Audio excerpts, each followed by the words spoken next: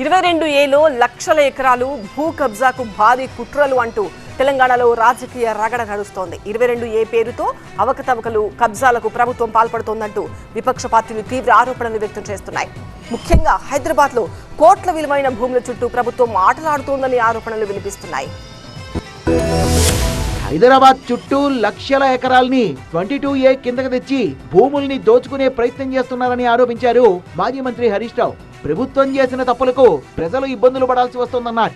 సీఎంకు తెలియకుండా 22A పేరుతో దోపిడీ జరగదని, ఒకవేళ నిజంగానే సీఎంకు తెలియకపోతే పొంగులేటిని వెంటనే బర్తరఫ్ చేయాలని డిమాండ్ చేశారు మాజీ మంత్రి హరీష్ రావు. రేవంత్ రెడ్డి నిజంగా నీకు సంబంధం లేకపోతే తక్షణమే పొంగులేటి శ్రీనివాస్ రెడ్డి బర్తరఫ్ చేయి. పొంగులేటి శ్రీనివాస్ రెడ్డి బర్తరఫ్ చేసి మొత్తం ప్రాపర్టీలు మళ్ళీ యథావిధిగా తీసుకురా. ఆయన ప్రజలను ఎందుకు ఇబ్బంది పెడుతున్నారు మీరు?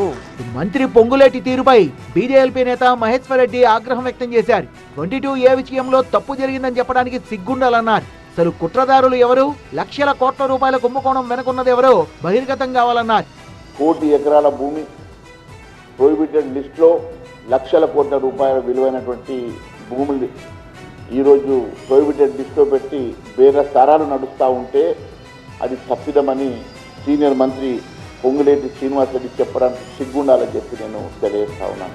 మరి దీని వెనుక కుట్ర దాగి ఉన్నది అని చెప్తా ఉన్నాడు. మరి కుట్రదారులు ఎవరు, దోషులు ఎవరు, నిగ్గు తేల్చాల్సినటువంటి బాధ్యత ఈ ప్రభుత్వం మీద లేదా?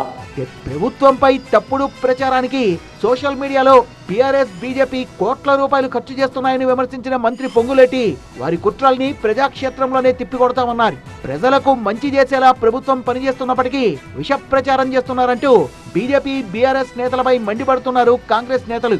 తక్షణమే మీరు రిజిస్ట్రేషన్ ప్రాసెస్ ఇనిషియేట్ చేయండి అని చెప్పి ముఖ్యమంత్రి గారు క్లియర్ ఇన్స్ట్రక్షన్ ఇచ్చిండ్రు.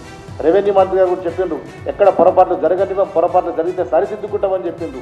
అయినా కూడా మీరు దాంట్లో కూడా రాజకీయం.